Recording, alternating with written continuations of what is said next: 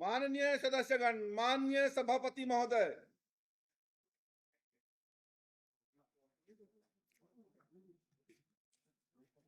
माननीय सभापति महोदय, पूर्व मुख्यमंत्री माननीय भूपेश बघेल जी नहीं रहते तो नेता प्रतिपक्ष जी जो है स्वतंत्रता पूर्वक सांस लेते हैं। वो रहते हैं तो आभासी हो जाते हैं, वर्चुअल नेता प्रतिपक्ष हो जाते हैं, इनको दबा देते हैं वो। नहीं, ये थोड़ा सदन के नेता प्रतिपक्ष को पूरी स्वतंत्रता मिलनी चाहिए। हम लोग नेता प्रतिपक्ष जी के साथ हैं, उसका दल उसके साथ अन्याय करता है। माननीय पुराने मुख्यमंत्री जी आके उनको दबाने की कोशिश करते हैं। नहीं, हमारे नेताजी को कोई नहीं जिस दबाता ढंग भाई। से आप लोग मुख्यमंत्री आपके नहीं रहते तो चाहते हो, तो मैं आपको कोई नहीं दबा सकता। नहीं, और आप उनसे डरिए मत। धन्यवाद। आप उनसे मत डरिए। वो वर्चुअल हो जाते हैं, आभासी नेता प्रतिपक्ष हो जाते हैं। कोई वर्चुअल नहीं होते। हाँ। नेताजी अच्छा काम कर रहे हैं। वो वर्चुअल नहीं, अब एक्चुअल की ओर होने की कोशिश कर रहे हैं। माननीय सभापति महोदय, माननीय मंत्री जी से मैंने पूछा था कि औद्योगिक फसल प्रणाली कृषकों के लिए और आधारित प्रदर्शनी फसल नई किस्म हाइब्रिड प्रमाणित बीजों का वितरण एवं पोषक तत्व, इस विषय पे माननीय मंत्री जी से मैं जानना चाहूंगा आपके माध्यम से कि हाइब्रिड क्या किसानों को और प्रदर्शनी हेतु नई फसल किस्म का लोगों को दिया जाए, क्योंकि 900 किसानों ने प्रशिक्षण प्राप्त किया और इससे किसानों को लाभ क्या मिला, इसे बताने कष्ट करें।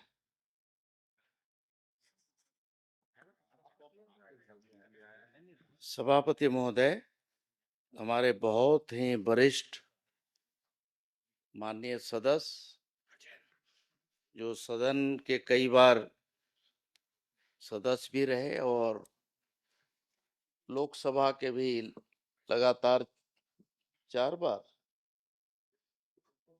बार आप सदस्य रहे हैं। ऐसे वरिष्ठ सदस्य की चिंता इन्होंने खास करके जो कृषि के बारे में, उनका उत्पादन के बारे में, किसानों का कैसे प्रशिक्षण हुआ, इस बारे में प्रश्न किया है। जहां तक आपने प्रशिक्षण के बाद का परिणाम की बात की है, तो सभापति महोदय, माननीय सदस्य को बताना चाहूंगा कि प्रशिक्षण इसीलिए दिया जाता है कि अनेकानेक योजना जो चलते हैं, उस योजना के तहत किसानों को किस तरह से अधिक उत्पादन अपने खेत में लेना चाहिए, इस लिहाज से विभाग की अनेकानेक योजनाएं हैं। और इस प्रशिक्षण के बाद उनका स्वाभाविक है कि उनका जो उत्पादन है वो बढ़ता भी है, और जब उनका उत्पादन बढ़ेगा तो स्वाभाविक है कि किसानों का आर्थिक उन्नयन होगा। ऐसा सोच करके इस तरह की योजना चलते हैं महोदय। नहीं, मेरा उत्तर नहीं आया माननीय जी। मेरा ये कहना है कि प्रदर्शनी और हाइब्रिड का भी प्रदर्शन और आपका प्रशिक्षण दिया गया, तो क्या मैं जानना चाहता हूँ कि सिर्फ मात्र प्रशिक्षण ही दिया गया कि हाइब्रिड दिया गया और नए किस्म का बीज के लिए प्रदर्शन के लिए किसानों के खेत में बोने के लिए या उगाने के लिए दिया गया, क्या ये मैं जानना चाहता हूँ। अरे आप तो पुराने बीज वाले हैं, नया बीज में कहां से आ गए आप? अध्यक्ष महोदय, इसमें मैंने बताया कि कृषि विभाग के अनेक योजना चलते, उस योजना के तहत जो प्रशिक्षण दिए जाते हैं, आत्मा योजना है, बीज ग्राम योजना है, राष्ट्रीय खाद्य सुरक्षा पोषण है, दलहन का है कि दलहन के खेती को हमें कैसे बढ़ावा देना है, खाद्य सुरक्षा की दृष्टि से जो हमारे यहाँ मिशन चावल की जो योजना है, और रेन फेड एरिया डेवलपमेंट के लिए जो हमारे यहाँ प्रशिक्षण चलता है कि इन क्षेत्रों में कैसे हम बढ़ावा दे सकें, उनका उत्पादन कैसे बढ़ाया जा सके। तो एक तरह से हमारे यहाँ जो आधार बीज होते हैं, उसी से हमारे जो उत्पादन कैसे हम अधिक बढ़ा सकते हैं, कैसे ले सकते हैं, इसी का हम लोग प्रशिक्षण विभाग के द्वारा देते हैं। देते हैं कि नहीं? प्रदर्शन होती है हर समय, किसानों को बीज दिया जाता है निशुल्क। उन बातों को मेरे को बताने कष्ट करें। दूसरा, यह प्रशिक्षण देने वाले अधिकारी कौन कौन थे, कितने अधिकारी प्रशिक्षण दिए, ये बताने कष्ट करें, किन किन पद वाले। निश्चित ही जो प्रदर्शन होते हैं सभापति महोदय, वहाँ मिनी किट उन्हें दिया जाता है, जिससे कि उससे उत्पादन जो लेते हैं उनके उत्पादन को बढ़ाने की दृष्टि से भी लिया जाता है। और दूसरा एक होता है प्रदर्शनी में कि उसी उनका बीज लेकर उनसे फिर हम बीज ले लेते हैं, जिससे कि बाकी किसानों में वितरण किया जा सके अगले साल के लिए। इस तरह के भी योजना होती है। और जहां तक आपने प्रशिक्षण के बारे में पूछा है, तो प्रशिक्षण में भी अध्यक्ष महोदय अलग अलग जो संख्या है, संख्या के हिसाब से जो व्यय राशि है हमने बताया है। और जो प्रशिक्षण देने वाले अधिकारी हैं उसके बारे में कहेंगे तो बहुत लंबी सूची है, मैं एक एक करके बताऊंगा। आप अगर जानना चाहेंगे तो बहुत सारे हैं, जैसे उन्नत कृषि के लिए खाद्य सुरक्षा मिशन तिलहन योजना के तहत जो प्रशिक्षण हुआ, इस प्रशिक्षण में श्रीमती नेहा लहरे, डॉक्टर एस के लहरे फसल प्रणाली आधारित जो प्रदर्शनी है आप उनको उपलब्ध करा देंगे ना और मंत्री जी? माननीय मंत्री जी, आप उपलब्ध करा दीजिए, अब समय बहुत लगेगा उसमें पढ़ने में। हाँ बहुत है, लंबा है, इसीलिए अगर इसमें आप आप चाहें उपलब्ध तो करा मैं दीजिए माननीय प्रशिक्षण दे सदस्य को। दूंगा। तो उसमें है ना। एक प्रश्न और कर लीजिए, अंतिम प्रश्न। हाँ आप क्या ये प्रशिक्षण के बाद और लोगों को प्रदर्शनी में बीज देने के बाद खाद भी दिया जाता है निःशुल्क, उसका मूल्यांकन किया जाता है? क्या मूल्यांकन के बाद किसी अधिकारी के द्वारा किया जाता है कि बस बीज दे दिए चल दिए? लोगों को कितना फिर उसको लाभ मिला, ये बताने कष्ट करेंगे। सभापति महोदय, एक ये संख्या बहुत बड़ी होती है, इसलिए मिनिकेट जितना वितरण करते हैं, जो नाम नीचे से चयनित होकर के एक तरह से आता है किसानों को, उसको जब हम देते हैं तो ये अपेक्षा से देते हैं कि इसका सही उपयोग करेगा। और अधिकांश किसान जो है उसका सही उपयोग करते हैं। ये बात सही है कि जिनको हम देते हैं उनका 100% हम उनका मूल्यांकन हम नहीं कर पाते हैं। इस तरह की अभी हमारे यहाँ कोई प्रणाली अभी नहीं विकसित हुई है। फिर भी आपके जो इस ओर आपने ध्यान दिलाया है, अगर कोई शिकायत हो किसी प्रकार की, कोई और बात हो तो आप बताइए, सुझाव दीजिएगा, तो निश्चित ही हम उसे जमीनी स्तर पे उसे लागू करेंगे। श्री कुंवर सिंह ने साहब। माननीय सभापति महोदय, मैं माननीय आदिम जाति विकास मंत्री से ये सवाल कर रहा हूँ कि घुमंतु पशु के संरक्षण और रख रखाव पर कौन कौन सी योजना सरकार संचालित करत है, और वर्तमान में पूरा प्रदेश में पशु की संख्या कतका है? उत्तर में मैं करीब करीब मैं सभी जानकारी दिया हूँ। जहां तक आपने संख्या के बारे में बात किया है, तो संख्या भी इसमें हमने बताया है कि कुल घुमंतु पशुओं की कुल संख्या 1,84,993 है। और जिलेवार भी विवरण उसमें दिया हुआ है, परिशिष्ट को आप निकालेंगे तो मिलेगा। माननीय सभापति महोदय, मैं माननीय मंत्री जी से यही बात करूं कि घुमंतु पशु के संरक्षण और रख रखाव पर पशुधन विभाग द्वारा का योजना चलत है, और रहे की व्यवस्था कौन प्रकार से सरकार करे?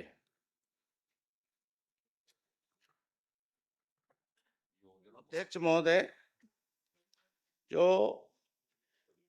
पशुधन विभाग से जो योजना चल रहे हैं उसमें हमारे एक तो आदर्श गौधाम गोकुल ग्राम गौ अभयारण्य योजना है और गौशाला है। इस तरह से ये योजना अभी प्रदेश में चल रहे हैं अध्यक्ष महोदय।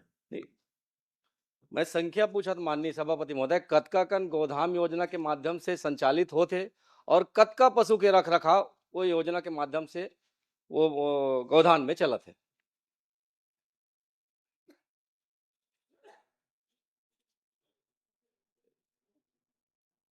ये जो आपका अब जहां तक हमारे यहाँ गौधाम योजना है, ये योजना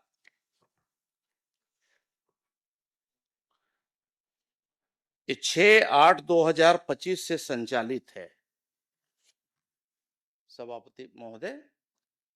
और इस प्रकार से प्रदेश में 11 गौधामों का पंजीयन कर 620 पशुधन संरक्षित किए जा रहे हैं। इसके अतिरिक्त 25 गोधामों के पंजीयन की कार्रवाई प्रक्रियाधीन है। जहां तक हमने बताया कि गोधाम में तो अध्यक्ष महोदय इसमें तमाम सारी उनके लिए संरक्षण के लिए, उनके रखरखाव के लिए पूरी व्यवस्था वहां पे की गई है। बाकी अभी प्रक्रियाधीन है। बहुत सारे जगहों में जहां पे हमारा अभी स्वीकृति दिए हैं लेकिन चालू नहीं हुआ है, उसे शीघ्र ही हम लोग चालू करेंगे। माननीय सभापति महोदय, इसी सदन में घोषणा हुई थी कि हम पूरे प्रदेश में गौधाम योजना के माध्यम से पशुओं को संरक्षित करने का काम करेंगे, लेकिन अभी 2 साल में 11 टन गौधाम में योजना चालू करो में 3 तो संचालित है, 11 में 3 संचालित और 600 पशु के आप व्यवस्था संचालित करो, संरक्षित करो। लेकिन मैं जानना चाहूं कि वो जत का पशु है 620 टन पशु है, ओकर रख रखाव चारा पानी की व्यवस्था सरकार के ढार ले होते कि का ढार ले होते? काबर आपके जवाब के उत्तर में आ है कि संरक्षित है लेकिन उनकी रख रखाव की व्यवस्था की जा रही है, विभाग द्वारा राशि निरंक है। तो विभाग द्वारा अगर रख रखाव नहीं होते, विभाग द्वारा पैसा जारी नहीं हो, तो वो 620 टन जानवर का हवा पानी जिया थे कि कैसे जिया थे?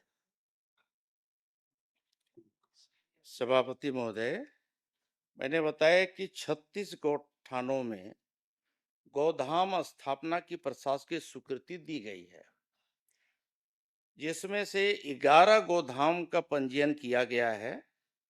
प्रति गोधाम 200 पशु रखे जाने के प्रावधान है, जिसमें से अभी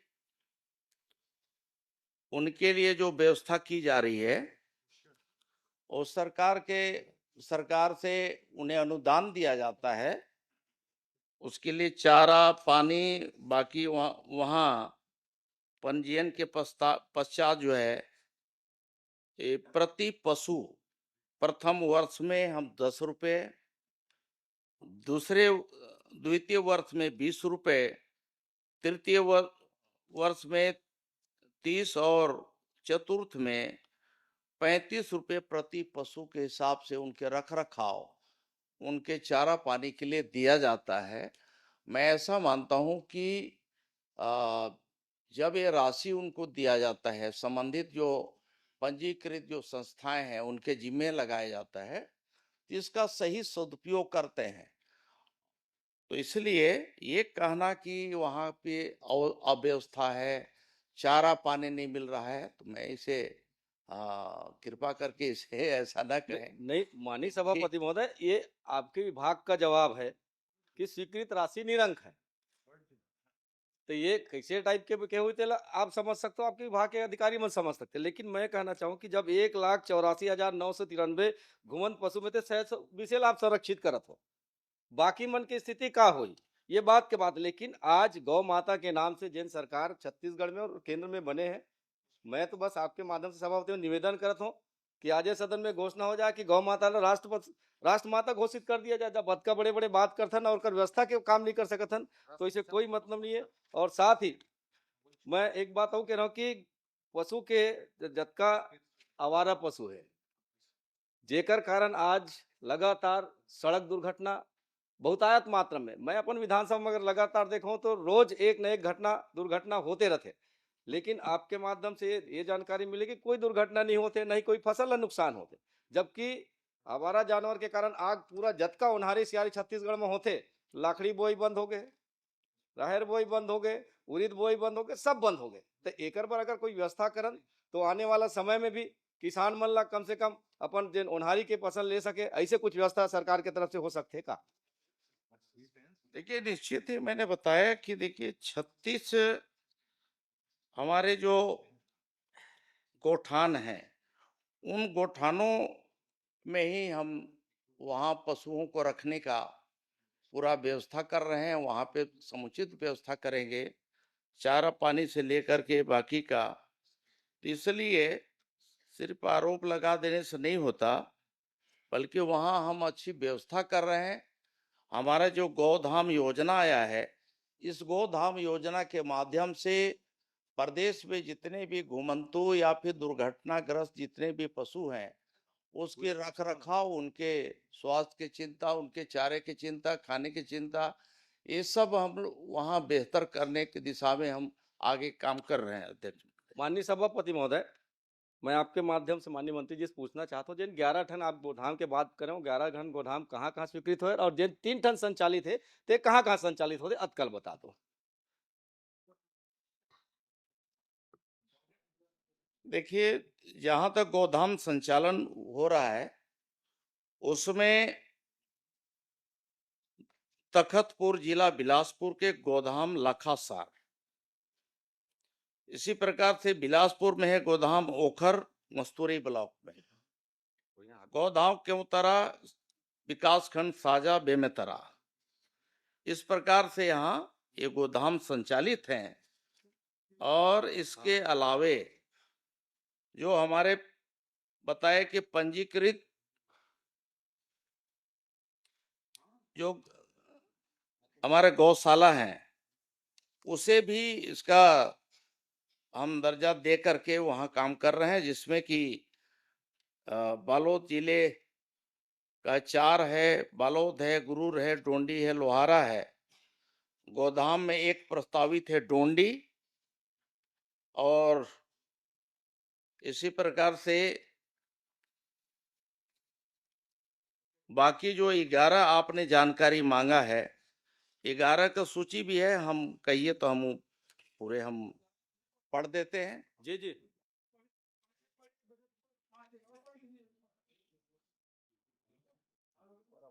हाँ, 11 जो आप उपलब्ध करा देंगे ना? नहीं, सभापति महोदय, नहीं यार, पहले सभापति माननीय महोदय, उपलब्ध करा देंगे। सभापति में सभापति महोदय, सभापति मैं बता दे रहा हूँ, आप 11 की जानकारी लेना चाहते हैं, जिसमें कोरबा में गोधाम है सोहागपुर विकासखंड करतला, और यहाँ है दूसरा में सराइडी है ग्राम पंचायत कोरबा, समय जा रहा है। और तीसरा है महोरा में पौड़ी उपरोड़ा, चौथा है लखासार क्या है तखतपुर, प्रश्न काल पांचवा में में ना ओखर, सूची तो वैसे उपलब्ध करा छठवां- दीजिए, अंतिम प्रश्न कर लीजिए ना, जो आप चाहते हो पूछ लीजिए। ये मरवाही में है, वो है 11 का सूची। मरवाही में तरई गांव है, पड़वनिया है, गोरेला, बैठ जाए मंत्री जी। रायपुर में धनेली, धरसीवा, महासमुंद, सरायपाली, कुम्हारी है, पिथौरा, बेमेतरा, केवतरा, साजा। इस तरह से अंतिम 11 प्रश्न। है। और आप कहेंगे आप क्या चाहते हैं वो तो खाली पूछ कर लीजिए रहे कि हैं। भविष्य में और बढ़ाने की मैं संभावना है, बता उसको बढ़ाएंगे क्या, ऐसा पूछो ना। माननीय सभापति महोदय, मैं तो यही चाहता हूँ माननीय मंत्री जी से कि 2 साल में हमन 11 टन खोल पाए और 3 टन संचालित करत है, आज टन के ठिकाना नहीं है। कितना है? मैं तो ये कहना चाहूँ पूर्व के सरकार के द्वारा जिन गोठान योजना संचालित होती है लगभग सब गांव में, राजनीति से परे सवाल कर माननीय सभापति महोदय कि सब गांव इंफ्रास्ट्रक्चर बने तैयार है, सरकार के पैसा लगे है, मैं कहता हूं कुछ नहीं करना है, यदि हम निर्देश कर दें चरवाहा मल्ला चल तो मैं इंफ्रास्ट्रक्चर दिखाऊं पूर्व में तोला उत्कृष्ट को धान के वो उद्घाटन कर रही चल मोर सन जाबे ये मैं है, दिखाऊं। चल ना मैं तोल दिखाऊं तो कैसे मैं मोर सन चल ना मैं तोला देखा हूं। अराउत गांव गरी से है हाँ। नाचत श्री कूदत। नीलकंठ मैं टेकम सभापति महोदय मैं यही कहना चाहता हूं कि अगर बन के तैयार है तो जैसे पहली स्व सहायता समूह की बहनी मन महिला मन काम करती से, पशुपालक मन काम करती से, चरवाहा मन काम करते, वैसे एक व्यवस्था दे दिया जाए तो वो कोनो प्रकार के गांव में जतका घूमते थे नहीं घूम सके। और साथ ही मैं ये कहना चाहूँ आपसे कि आपके पास संचालित करे के कोई ठोस अभी कार्य योजना नहीं है। मोला तो ऐसे लगते कि ये 2047 तक आपके विजन के हिसाब से ये गौधाम श्री नीलकंठ टेकम चालू ऐसे लगते माननीय सभापति महोदय। नीलकंठ टेकम सभापति महोदय, मैं समझता हूं कि आपको भी अवगत होगा कि जितने भी घुमंतु पशु हैं, वो घुमंतु पशु एक नगरीय क्षेत्र है, ग्रामीण क्षेत्र है। इन घुमंतु पशुओं का भी रख रखाव सिर्फ हमारा विभाग नहीं देखता। ये विभाग तो संबंधित, जैसे नगरीय क्षेत्र की बात है तो नगरीय क्षेत्र के नगरीय निकाय के जिम्मे होता है। इसके अलावा ग्रामीण क्षेत्र में ग्राम पंचायतों की जिम्मेदारी होती है। हमारा पशुपालन विभाग तो उनके स्वास्थ्य की चिंता, बाकी उनके ब्रीडिंग की चिंता, बाकी उनके और भी उससे संबंधित से संरक्षण से संबंधित है। ये काम हम करते हैं। ये सब हम सबका एक मानवीय हमारा एक जिम्मेदारी बनता है कि हमारी संवेदना कहाँ तक है। और हम यदि हम पशु अगर रखे हैं, स्वाभाविक है कि जो पशु मालिक होता है वो घर में बांधता है और वहां रखता ही है। तो कुछ इस तरह से घुमंतु जो पशु हैं, कुछ लोग वो बाकी जगह जो घर में भी जो पाले हुए हैं और घुमंतु वो करीब करीब मिक्सअप हो करके सड़क किनारे आ जाते हैं। और इसलिए भी ये घटनाएं जो है आए दिन जो है हुआ करती श्री है। नीलकंठ टेकम और जी इसमें माननीय हम सभापति सब महोदय, की जिम्मेदारी हो गया। बनता है। पशु संगठन नीलकंठ टेकम जी माननीय सभापति करेंगे एक प्रश्न सभापति हो महोदय, गया, अंतिम हो गया, बहुत हो गया प्रश्न संगणना की श्री बात नीलकंठ टेकम माननीय जी। मंत्री जी ने कहा पशु संगणना के बात होते थे तो गौ सेवक हो क्या है, मंत्री जी को बैठा दिया था, मंत्री जी कुछ बोलेंगे फिर आप पूछेंगे। एक लास्ट माननीय सभापति महोदय, जो जनगणना के बात करिस तो मैं जे हिसाब से जनगणना करे मैं तो संतुष्ट नहीं हो। खबर निषाद मोर जी, गुंडर दई में ओ निषाद जी, अगर जे हिसाब से जानकारी निषाद जी, 2224 अरे मैं अपन निषाद आंकड़ा जी, बता दो, साल के आंकड़ा 2800 ज्यादा है। निषाद जी, तो विभाग के कर्मचारी गलत आंकड़ा प्रस्तुत करे, मैं बता एक मिनट मंत्री जी आए अरे पूरा ये- आंकड़ा दे प्रश्न करना तो आंकड़ा दे ना पूरा अरे दे। मैं भी बता मेरी बात- संतुष्ट नहीं मैं मंत्री जी के जवाब से निषाद कि जी, आप 2224 पे गुंडर दी के नहीं, अभी बोलिए। आंकड़ा आवारा पशु में बताता 2800 ज्यादा है मोर जानकारी के हिसाब से। तो कहीं न निषाद कहीं आपके अधिकारी जवाब गलत दे आपला निषाद जी, रुका एक मिनट निषाद जी, जी गौठान के चक्कर में उधर पहुंच गए, अभी भी गौठान का नहीं अभी तो आप मन यहाँ करो अब। गौ माता के नाम से जन वोट मांगे राष्ट्र माता घोषित श्री करें ना। नीलकंठ बड़े टेकम जी, समाज से संरक्षित अपना के प्रश्न कारण- माननीय अध्यक्ष महोदय, मैंने हमारे वरिष्ठ मंत्री आदिम जाति कल्याण विभाग से मैंने प्रश्न किया था और उसकी संपूर्ण जानकारी तो मुझे प्राप्त हो गई है, लेकिन ये बड़ा ही संवेदनशील प्रश्न है। भारत के संविधान के 275(1) और इसमें भारत सरकार के संचित निधि से आदिवासी क्षेत्रों के लिए राशि जारी होता है, आवंटन जारी होता है। और जो जानकारी आज मांगने पर मिली है, अगर ये जानकारी हमको स्वतः ही मिल जाती जिलों से और सारे परियोजना प्रशासकों से, तो आज इसको प्रश्न के माध्यम से यहाँ पर समय लेने की आवश्यकता नहीं थी। लेकिन मैं और मेरे साथ 29 विधायक और 4 सांसद आते हैं आदिवासी क्षेत्रों से, और मेरे विधानसभा में खास करके कोंडागांव जिले में आज तक परियोजना सलाहकार मंडल की एक भी बैठक आयोजित नहीं हुई। और मैं समझता हूं कि बाकी जगह पर हो रहा होगा, और अगर नहीं हो रहा है तो नहीं हो रहा है। मैं माननीय अध्यक्ष महोदय के माध्यम से आपसे मैं निवेदन करना चाहता हूं कि ये बड़ा ही संवेदनशील मुद्दा है। आदिवासियों के मतदान करने पर हम उनके प्रतिनिधि बन करके आए हुए हैं, और हमारी जिम्मेदारी बनती है कि हम लगातार उन क्षेत्रों में हो रहे कार्यक्रमों की, गतिविधियों की और योजनाओं की समीक्षा करें। मैं बहुत सारे मामलों पर नहीं जाना चाहता हूं, लेकिन एकलव्य विद्यालय मेरे विधानसभा के 3 2023 के पहले के स्वीकृत है। अब 2023 के पहले का चाहे जल जीवन मिशन हो, चाहे आदिवासी विभाग के काम हो एकलव्य के, नहीं किए उनकी तो हालत हम देख रहे हैं, उधर चले गए हैं। लेकिन 2023 के बाद इन 2 सालों में हमने क्या किया? आज हम ईज ऑफ डूइंग बिजनेस की बात कर रहे हैं, सिंगल विंडो सिस्टम आप की बात प्रश्न कर रहे करें हैं। ना, मेरा एक काम प्रश्न ये- है आप कि प्रश्न ये करें। तीनों मेरे जो एकलव्य के विद्यालय हैं, जिसमें 600 बच्चों को दूसरे भवनों में रह करके बड़े ही असुविधाजनक जगह पे पढ़ाई कराने का काम कर रहे हैं। एक आध जो है आत्महत्या भी हुआ है इसमें। फरसगांव के मॉडल कैंपस में सारे बच्चे रह रहे हैं, बहुत ही हालत खराब है। तो ये भवनों का तीनों जो भारत सरकार से स्वीकृत है और इसके पीछे बहुत बड़ा लॉजिक है। तो ये भवनों का निर्माण कार्य मेरा कब तक कहना है चालू होगा? आप प्रश्न करके मंत्री जी से जवाब लीजिए। ये भवन का निर्माण कार्य कब तक प्रारंभ हो जाएगा? बस मैं ये अप्रारंभ कामों में की सूची में से है, तो मेरा प्रश्न है कि ये काम कब तक चालू हो जाएगा? माननीय सभापति जी, एक अच्छा पहले मूल प्रश्न करने दीजिए ना। इनका उत्तर दे दो, इसके बाद सभापति महोदय, हमारे माननीय सदस्य के द्वारा जो प्रश्न किया गया है वो प्रश्न वैसे माननीय सभापति जी, राम विचार जी का लगातार तीसरा प्रश्न है। नियमतः तीसरा प्रश्न लगातार नहीं आना चाहिए। आपको वो संरक्षण दीजिए। सीनियर मंत्री है, उसको सीनियर तीन मंत्री प्रश्न है, लगातार- अनुभवी मंत्री है, जवाबदार मंत्री है। आप चिंता मत करें अजय जी। नहीं, सीनियर ये- मंत्री है, ये जवाबदार वो मंत्री। आपकी प्रिंटिंग में भी लगातार 3 प्रश्न नहीं आना चाहिए, दूसरी सलाह निकलनी चाहिए। चल, मैं सभापति महोदय, माननीय सदस्य की जो चिंता है और इस चिंता से मैं निश्चित ही विभाग को अवगत कराऊंगा और इसमें अभी तक क्यों नहीं हुआ इसको मैं दिखवाता हूं और आपके सम्मान का पूरा हम ध्यान रखेंगे। आपको इस तरह से और सदन के बाकी सदस्यों को भी जो परियोजना सलाहकार में जो हमारे अध्यक्ष बने हैं उनकी अध्यक्षता में हमारे परियोजना सलाहकार की बैठकें निश्चित तौर पे साल में 2 बार कम से कम तो होना ही चाहिए, लेकिन नहीं हुई है उसको हम देखेंगे। बाकी सदन के भी बाकी सदस्य की भी चिंता है।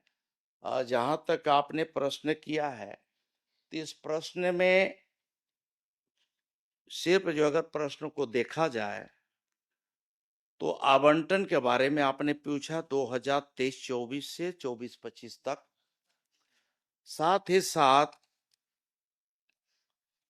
आपने प्रश्न किया कि कितने स्वीकृत जो कार्य थे, कितना प्रारंभ है, कितना अप्रारंभ है, कितना पूर्ण है अपूर्ण है, उसकी पूरा विस्तृत जानकारी हमने दिया है। जहां तक आपने अपूर्ण की जानकारी है उसमें भी हमने बताया है कि इसमें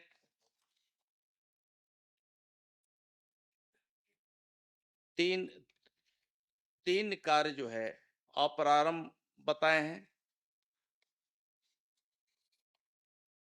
और 29 में से 23 कार्य पूर्ण हुए हैं। आपको धन्यवाद देना चाहिए। धन्यवाद शुरू में दे दिया और कि आपने पूरी बहुत इसमें अच्छी से जानकारी दी। 3 कार्य जो है अप्रारंभ है और छोटे काम है वो भी, और 3 कार्य जो है अभी अप्रारंभ है। प्रारंभ अभी 3 काम और बचे थे, उसका भी प्रारंभ कर दिया गया है। और जो अप्रारंभ है उसमें कुछ स्थानीय स्तर पे पंचायतों का कुछ था तो उसके आधार पे वो भी शॉर्ट लिस्ट कर लिया गया है, वो भी पूरा हो जाएगा। जहां तक आपने प्रश्न इससे हट करके एक और प्रश्न किया है एकलव्य मॉडल स्कूल के संबंध में, तो कार्यों की सूची में है सर। ये वो- सूची में है, आपके जो जवाब आए हैं उसमें जी। है। तो इसमें अध्यक्ष महोदय बहुत सारे, एक तो जो ट्राइबल एरियाज है, आपको भी मालूम है माननीय भूपेश बघेल जी की आपके समय में भी जो हॉस्टल आश्रम जो स्वीकृत किए जाते थे या अन्य संस्थान जो स्वीकृत होते हैं, तो जमीनों की बहुत बड़ी समस्या होती है और जमीनें हमें आज ले दे करके कुल मिलाकर के फॉरेस्ट वन विभाग पर ही आश्रित हम रहते हैं। अगर गांव में ग्रामीण क्षेत्रों में देखते हैं तो वहां पे वन भूमि होता है और वन भूमि की एक बड़ी समस्या है, उसकी स्वीकृति इतना आसानी से नहीं मिल पाता है।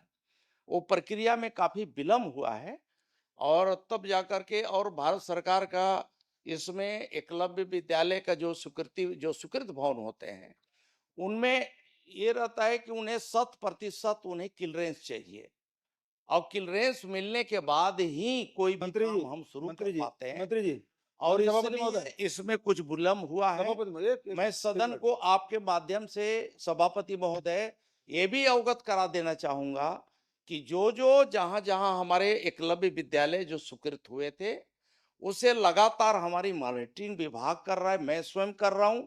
माननीय मुख्यमंत्री जी के समक्ष भी हम लोगों ने इसमें चर्चा किया है और अलग अलग विभाग के वन विभाग के वरिष्ठ अधिकारियों के साथ और वहां के संबंधित कलेक्टरों के साथ हम लोगों ने वर्चुअल मीटिंग भी किया है और यहाँ भी बुला करके मीटिंग किया है और तब जाकर के इसमें काफी शॉर्ट लिस्ट हुआ है और अनुमति अब भारत सरकार से बाकी जगह से मिल गया।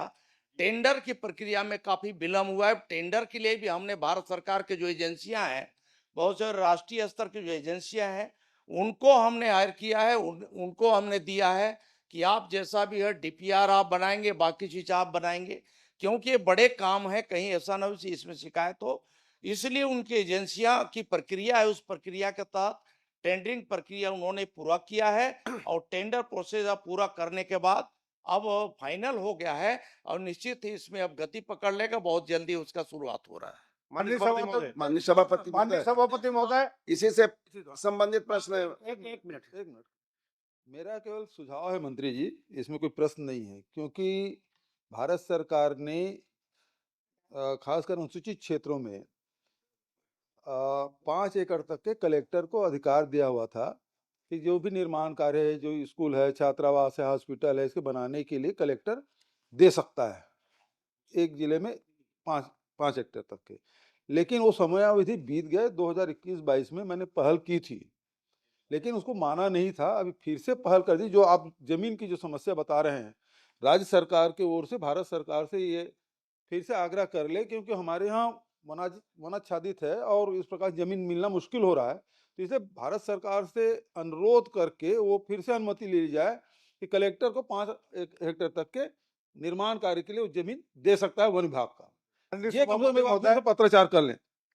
माननीय सभापति महोदय, हमारे यहाँ 3 बार उद्घाटन हो गए सभापति महोदय। मैंने उनको हाथ उठाए थे। माननीय सभापति महोदय, माननीय सदस्य जी ने प्रश्न 275 एक जो उठाया था। मेरे विधानसभा बहुत ही संवेदनशील क्षेत्र है। नक्सली क्षेत्र होने के कारण उन्हें कई ऐसे जगहों में जाने का अवसर नहीं मिलता और इस मत का पैसा परियोजना का पिछले 2 सालों में एक भी बैठक नहीं हुई है और हमें कोई भी जानकारी नहीं बताया गया है।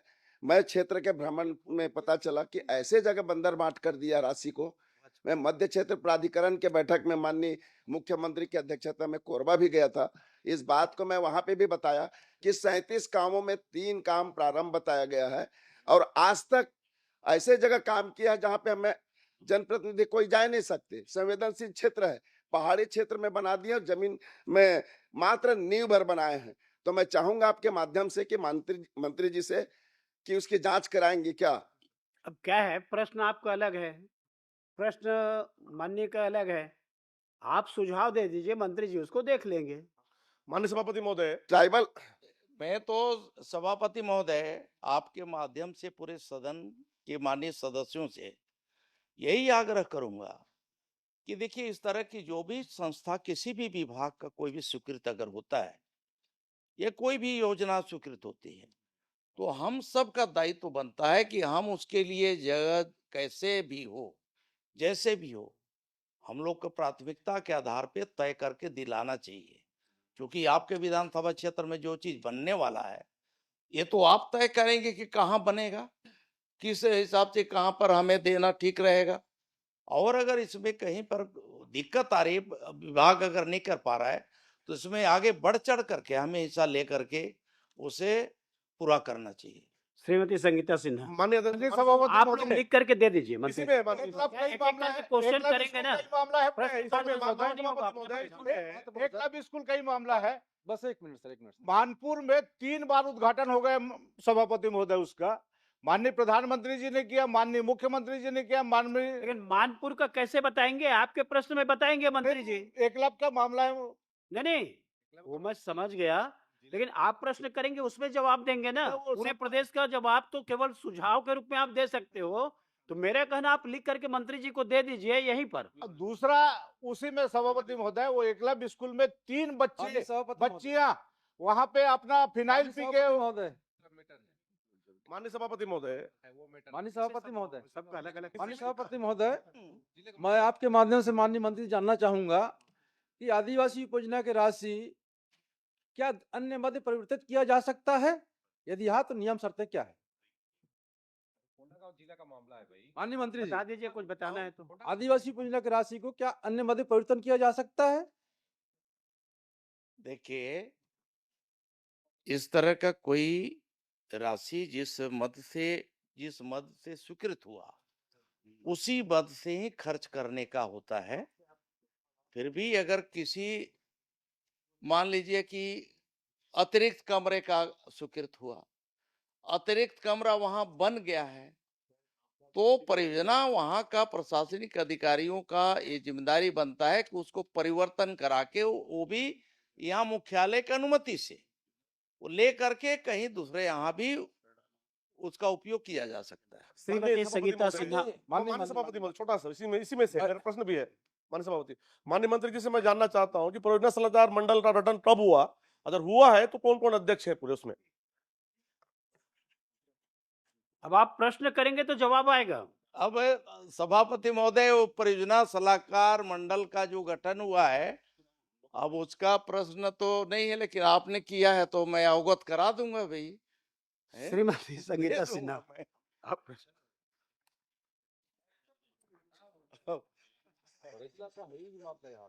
आदरणीय सभापति महोदय जी, मेरा वित्त मंत्री जी से सवाल है कि वित्तीय वर्ष 2023 से 26 तक बजट में सभापति महोदय जी सम्मिलित कितने कार्य और कितने किन कारणों से और कब से लंबित है?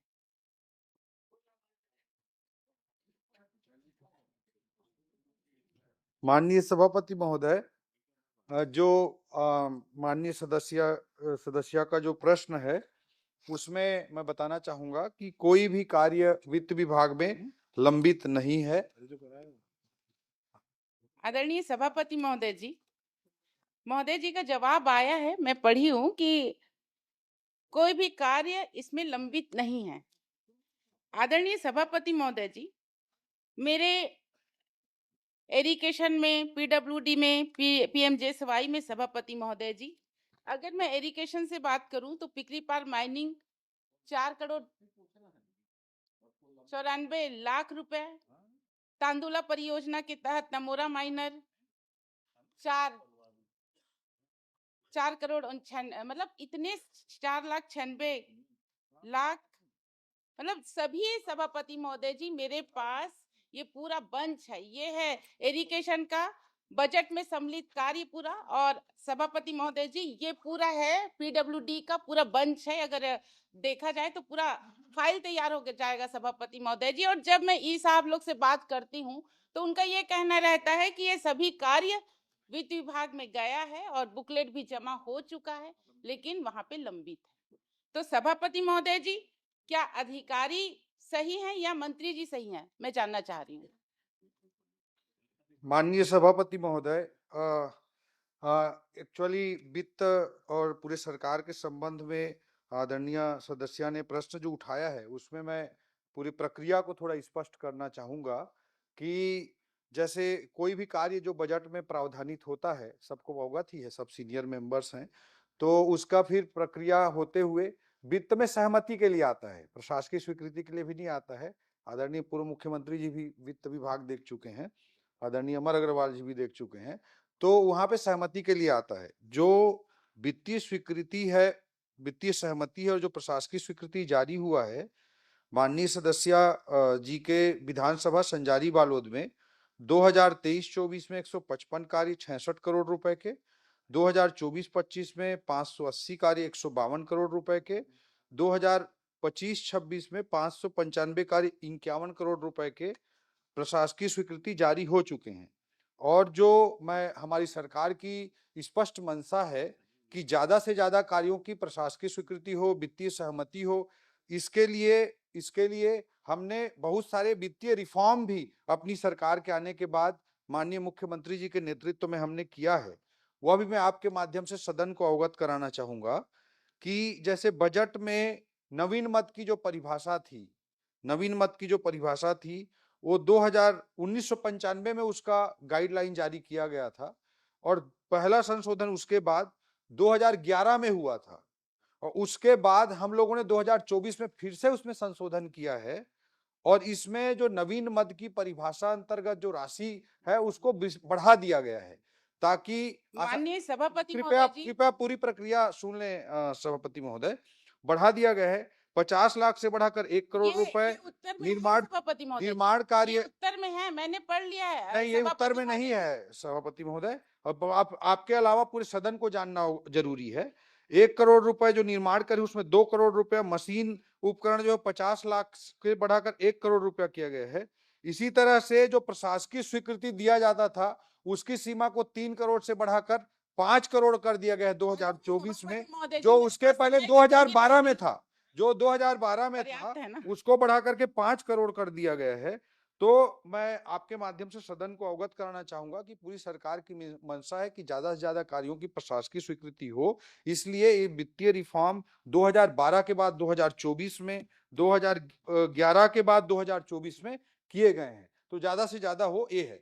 दूसरा चीज मैं कहना चाहूंगा माननीय सदस्य का जो बिंदु है कि बजट को जो लिस्ट या उनका पूरी जो उनकी सूची है उसके बारे में बताना चाहूंगा कि बजट में जो प्रावधान होता है वो वर्षों से चला रहा है, चाहे भारतीय जनता पार्टी की सरकार हो चाहे कांग्रेस की सरकार हो, वो जो वित्तीय प्रावधान होता है उससे बहुत ज्यादा होता है। जैसे मैं उदाहरण के तौर पे बताना चाहूंगा 2023-24 में 302 करोड़ का नवीन मद में प्रावधान था, 302 करोड़ का प्रावधान था, जबकि नवीन मद में कार्य 14,257 करोड़ रुपए के शामिल थे। इसी तरह 2025-26 में या 24-25 में 452 के अगेंस्ट में 16,532 के, 25-26 में 734 करोड़ के अगेंस्ट में 19,000 करोड़ के। तो ये बजट में जो रहता है प्रावधान वो बहुत ज्यादा रहता है। तो उसके अनुरूप सिंचाई विभाग हो या पीडब्ल्यूडी विभाग हो, सभी में तो सरकार प्राथमिकता अनुसार उसमें प्रशासकीय स्वीकृति जारी करती है। जो विभाग प्राथमिकता तय करता है उसके अनुरूप वित्तीय सहमति के लिए आता है और उसमें प्रशासकीय स्वीकृति फिर विभाग द्वारा जारी की जाती है। तो पूरे प्रदेश की प्रक्रिया बता दी जी, वित्त विभाग की प्रक्रिया बता दी, लेकिन इनको तो जरूरत बालोद में है भाई। बालोद की स्वीकृति तो बताओ। आप 300 की जगह 14,000 करोड़ कर दिए, लेकिन बालोद में तो जीरो है। यहाँ कितना दे रहे हो ये बताओ। जी, माननीय सभापति महोदय, जो बजट में प्रावधान है संजारी बालोद में, उसमें से अभी फिलहाल वित्तीय स्वीकृति के लिए या वित्तीय सहमति के लिए वित्त विभाग में एक भी फाइल लंबित नहीं है। मैं सदन को स्पष्ट करना चाहूंगा और विभाग जो भी प्राथमिकता से भेजेगा उसमें निश्चित रूप से सरकार सकारात्मक पहल करेगी। माननीय सभापति महोदय, माननीय मंत्री जी, हाँ, ये बात आपने कह दी कि आपके पास कोई फाइल लंबित नहीं है। अब चूंकि माननीय सदस्य ने बात कही है और इस चूंकि सदन में आ गया है जी, तो क्या पीडब्ल्यूडी इरिगेशन विभाग से वो प्रस्ताव मंगा के स्वीकृत करेंगे क्या? माननीय सभापति महोदय, और एक भी और स्पष्ट करना चाहूंगा कि जैसे 3 करोड़ की सीमा को 5 करोड़ हम लोग बढ़ा दिए हैं, नहीं उसके कारण से उन 5 करोड़ से नीचे के जितने कार्य हैं उसको वित्त विभाग भेजने की आवश्यकता नहीं है, ये मैं स्पष्ट करना चाहूंगा।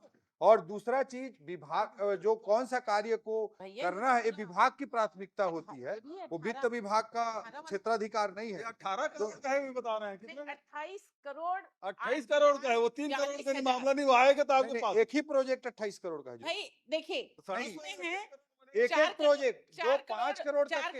ये वाला आप बोल रहे हैं कि मंत्री जी देंगे, हाँ 5 करोड़ से नीचे के जितने कार्य हैं मंत्री जी भी तो नहीं दिए हैं। उनके लिए वित्तीय सहमति के लिए ठीक है, आवश्यकता ठीक है। नहीं है। आप बोल रहे हैं उसके लिए वित्तीय समिति की जरूरत नहीं है। जी आपका 18 करोड़ 18 लाख जी ये तो आप दे सकते हैं। नहीं, उसको विभाग की प्राथमिकता है, आदरणीय विभाग तय सभापति करेगा महोदय कि वो जी, कार्य मैं जाऊं जरूरी है कि कहाँ नहीं। सभापति अगर महोदय जी? वित्तीय विभाग तय करेगा तो निश्चित रूप से सकारात्मक विचार सरकार करेगी। जाऊं कि मंत्री के पास जाऊं, आप ही बता दीजिए। वो अमूमन आप सीनियर विधायक माननीय हैं, सभापति महोदय, क्योंकि सदन में आ गया है और वित्त मंत्री जी उदार हैं, उदारता थोड़ा बरतिए। अब ये 18 करोड़ का मामला है, आप मंगा के स्वीकृत कर देंगे, इतना भर तो बोलना है आपको, क्योंकि हर सभापति प्रश्न महोदय सबका प्रश्न लगता नहीं जी। कोई प्रश्न लग जाता है तो कम से कम इस माध्यम से पूरे प्रदेश को संदेश जाएगा कि ओपी चौधरी जी वित्त मंत्री के रूप में बड़े उदार हैं। 18 करोड़ की बात है, आप स्वीकृत कर दीजिए, करवा दीजिए। इतनी तो बात है। एक कार्य की मांग कर अरे रही भाई, हूं, बाकी जितने स्वीकृत भी कर दीजिए, बाकी हम लोग भी मेज तब थपाएंगे, आपको स्वागत करेंगे जी। वैसे घोषणा करो भाई।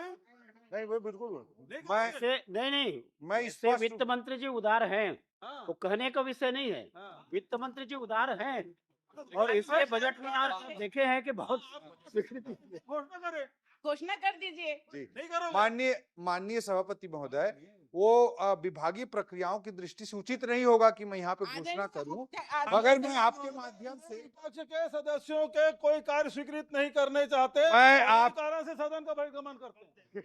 मैं आपको बताना चाहूंगा सभापति महोदय, आगे सुशांत शुक्ला सकारात्मक सुशांत सभापति शुक्ला। महोदय, माननीय सभापति महोदय, बीजापुर में, एक मिनट। सुकमा में 100 करोड़ के एजुकेशन सिटी हम स्वीकृत कर रहे हैं। सुशांत शुक्ला जगरगुंडा क्षेत्र सुकमा अंतर्गत आता है, जहां हमारा विधायक नहीं है, वहां 100 करोड़ का हम एजुकेशन सिटी बजट में लेकर के आए हैं। कैसे बोल सकते हैं कि विपक्ष पे हम स्वीकृत नहीं कर रहे हैं।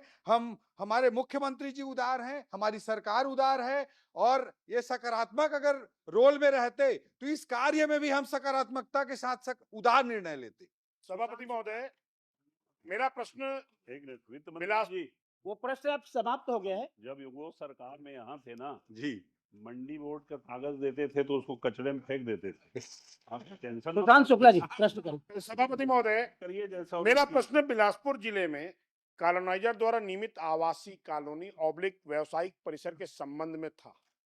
जवाब माननीय मंत्री जी ने दिया है, जिसका पूरक प्रश्न मैं पूछने जा रहा हूं कि प्रपत्र क्रमांक 1 के सरल क्रमांक के 16, सरल क्रमांक 15, सरल क्रमांक 24, सरल क्रमांक 26, सरल क्रमांक 28, सरल क्रमांक 65, सरल क्रमांक 73, सरल क्रमांक 77, 99, 100, 103 में एक ही बिल्डर द्वारा या उसी बिल्डर एक अलग अलग संस्थान बनाकर एक ही व्यक्ति द्वारा लगातार टाउनशिप एक्ट,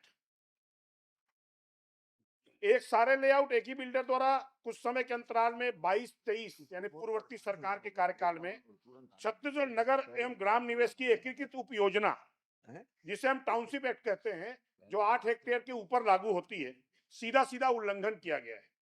यह कॉलोनी एक ही बिल्डर द्वारा लगभग 100 एकड़ के आसपास निर्मित कर ली गई है, जिसमें मूलभूत सुविधाओं की कमी है, पूर्ण नहीं किए गए, और विभाग के अधिकारियों के मिली भगत करते हुए तत्कालीन समय में टुकड़ों में अलग अलग तौर पर पास कराकर नियमों का सीधा उल्लंघन किया गया है।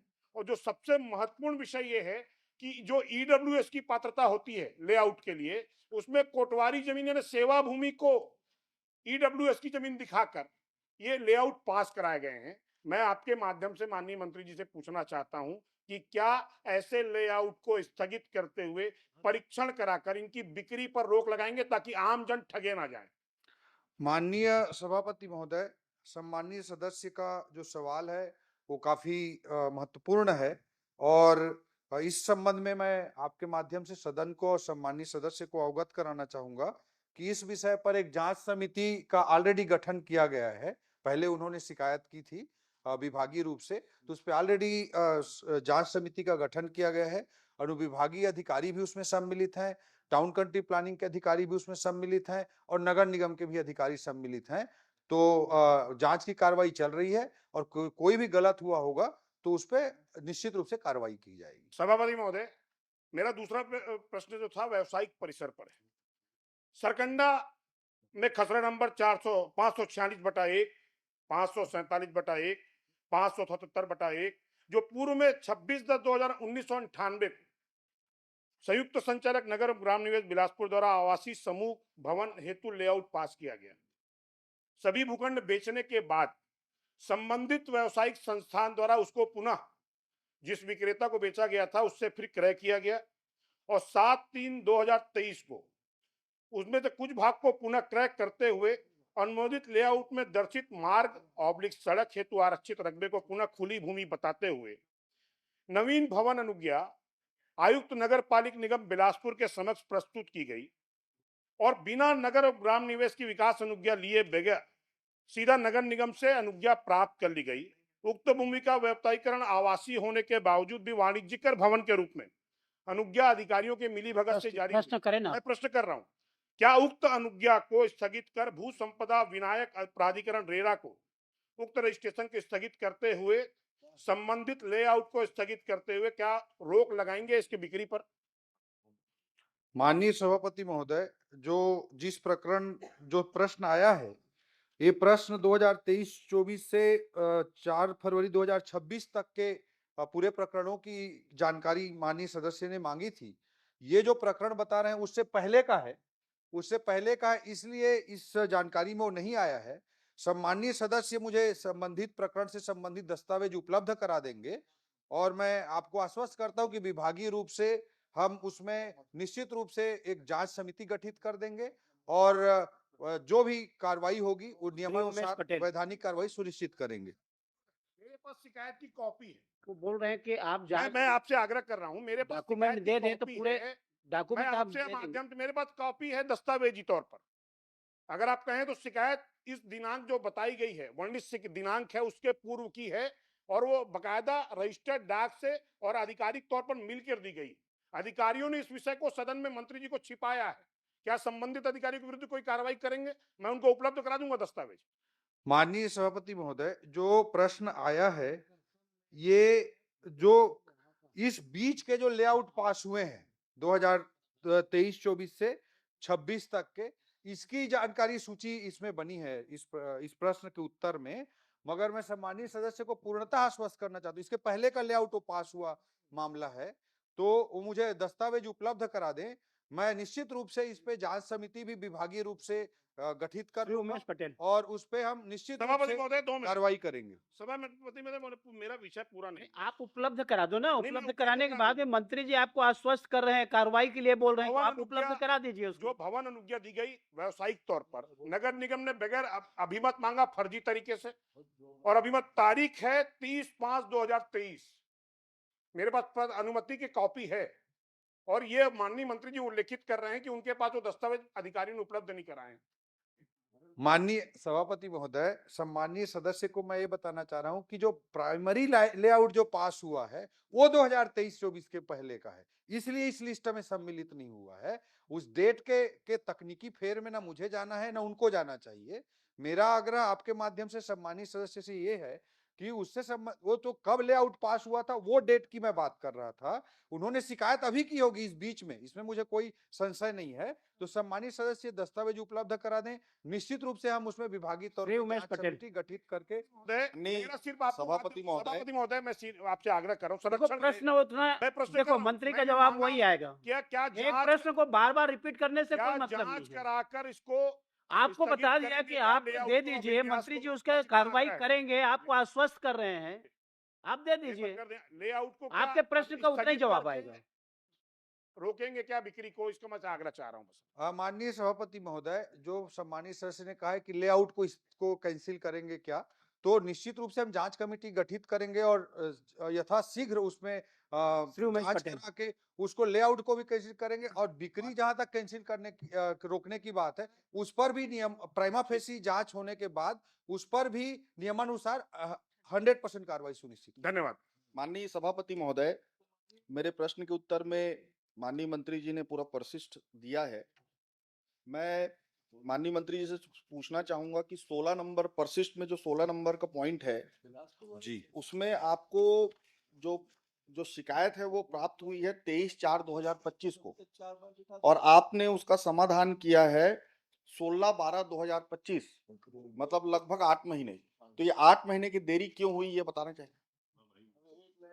माननीय सभापति महोदय, सम्माननीय सदस्य ने जो फ्लाई ऐश संबंधी प्रश्न किया माननीय सदस्य उमेश जी ने, उस पर उन्होंने 16 नंबर, इसमें टोटल जो केस हैं वो 49 केस हैं और इनमें जो उन्होंने 16 नंबर के विषय पर प्रश्न किया है उस पर मैं आपके माध्यम से अवगत कराना चाहूंगा कि उद्योग द्वारा क्षतिपूर्ति राशि 6,90,000 जमा करते हुए फ्लाई ऐश का संतुलीकरण कर ये बिछाने का कार्य किया गया। मतलब उस शिकायत पे कार्रवाई की गई है। उन्होंने कहा है कि 8 महीने बाद हुई है, लेकिन ये मैं अवगत कराना चाहूंगा कि कार्रवाई हुई और 6,90,000 8 रुपए महीने का बाद पेनाल्टी भी हुआ है। माननीय सभापति महोदय, ये इसकी शिकायत हुई थी 22/3/2025, इन्होंने उत्तर में दिया है 22/4/2025 को, और इसका समाधान हुआ है 16/12/2025।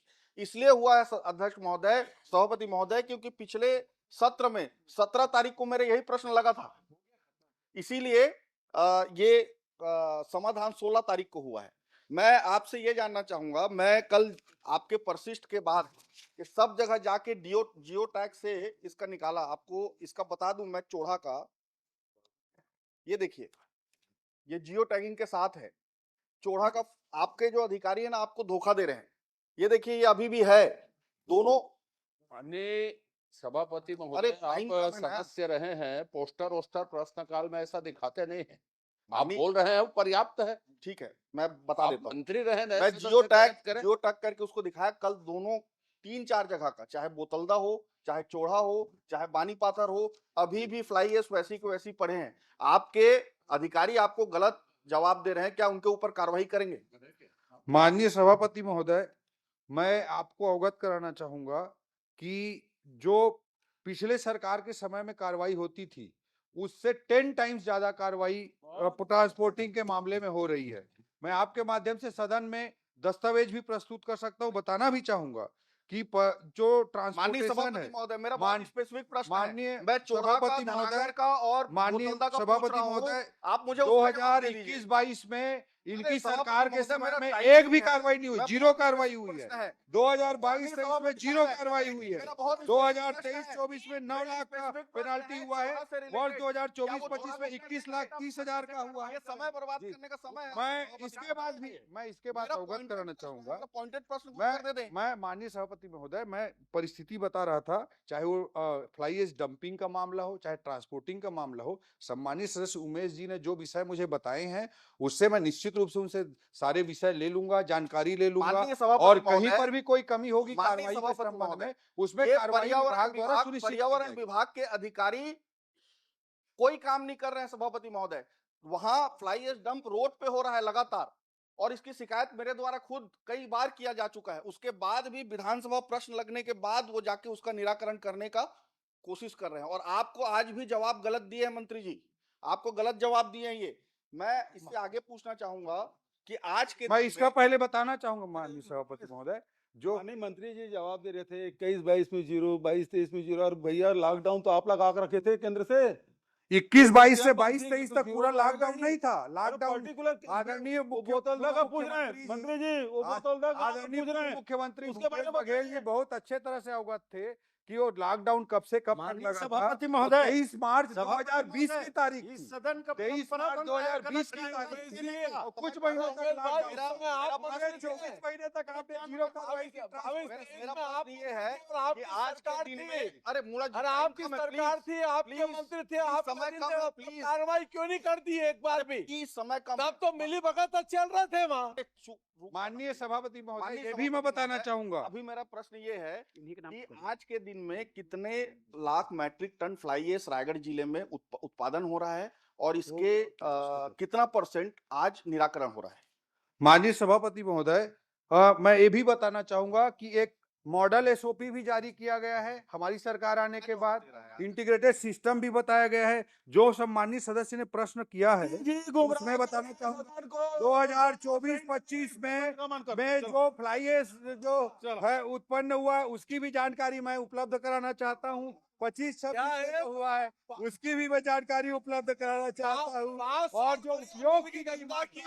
जो उपयोग की गई मात्रा है, जनित से ज्यादा उसका डिस्पोजल भी किया गया है। और हमारी सरकार नया एसओपी लेकर भी आई है, इंटीग्रेटेड वेस्ट मैनेजमेंट लेकर भी आई है। ये अनावश्यक अनर्गल राजनीति कर रहे हैं।